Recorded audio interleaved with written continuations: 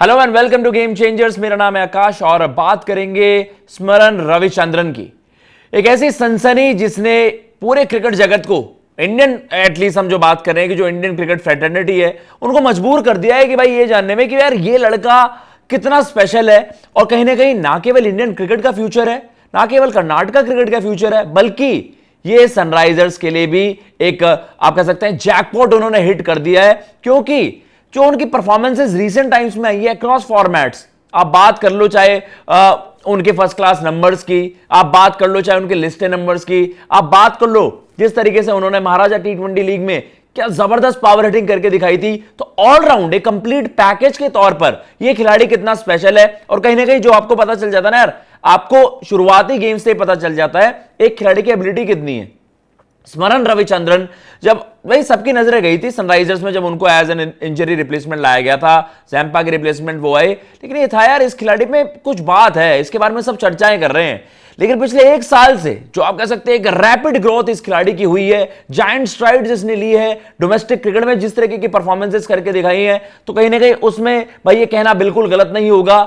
Not only future, at present वो जिस तरीके की परफॉर्मेंसेस कर रहा है, भाई इस खिलाड़ी की बात होनी चाहिए। एंड कहीं ना कहीं इसको अब सब चाहेंगे कि इसको अब आप आईपीएल में अनलीश कर दीजिए, क्योंकि ओवरऑल आप डोमेस्टिक में कितना भी परफॉर्म कर लो, आपको वो ना कि क्रिकेटिंग मैप पर या फिर आपको जो नाम है ग्लोबली कब हिट करता है, जब आप दुनिया की सबसे बड़ी क्रिकेट लीग में फीचर करते हैं और वहां पर अपना जलवा दिखाते हैं। तो कहीं ना कहीं ये स्मरण रविचंद्रन का अब इंतजार रहेगा कब वो आपको आईपीएल में अपना जलवा दिखाते हुए नजर आएंगे। लेकिन उससे पहले हम आज क्यों मजबूर हुए हैं रविचंद्रन के बारे में, स्मरण के बारे में इतनी बात करने के लिए, क्योंकि उन्होंने जो कर्नाटक की तरफ से रिसेंटली परफॉर्मेंसेस दी हैं वो एक्स्ट्रा ऑर्डिनरी है। मतलब पिछले 3 मैचेस में जो हम बात कर रहे हैं, दूसरा दोहरा शतक उनकी तरफ से आता है। एंड देन जो हम चर्चा कर रहे हैं इस साल का, उनका जो हम फर्स्ट क्लास क्रिकेट की हम बात कर रहे हैं, तीसरा दोहरा शतक।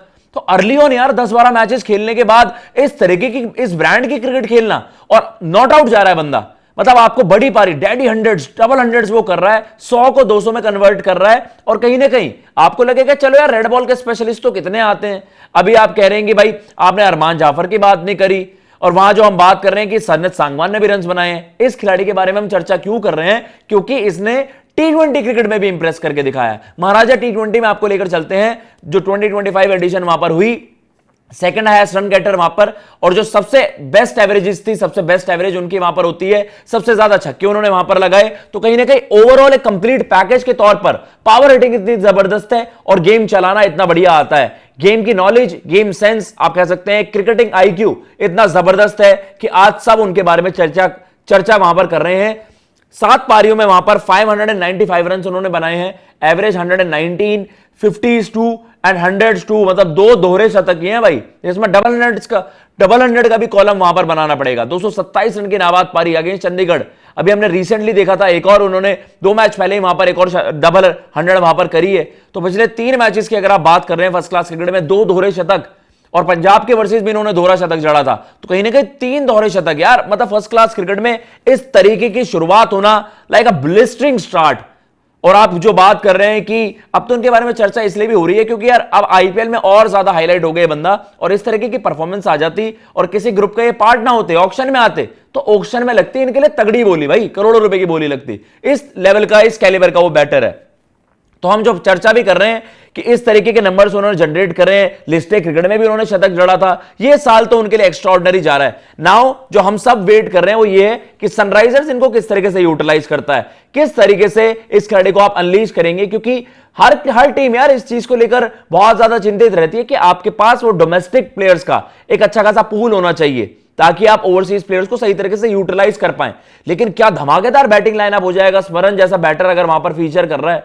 ऑलरेडी आपके पास ईशान है, वहां पर अभिषेक हैं, ट्रेविस हेड हैं, क्लासन हैं। दुनिया चर्चा कर रही है कि अगर मैक्सवेल रसल में से कोई आ गया एंड देन आप बीच में इनको बात कर रहे हो अनिकेत रेड्डी है, तो क्या पावरफुल बैटिंग लाइनअप हो जाएगा सनराइजर्स का। तो भाई मुझे ऐसा लगता है कि ये जो अब रिसेंटली उन्होंने जो पारियां खेली हैं, मतलब हर ब्रांड की क्रिकेट वो खेल सकता है, हर तरीके की क्रिकेट वो खेल सकता है, किसी भी गियर में बैट कर सकता है।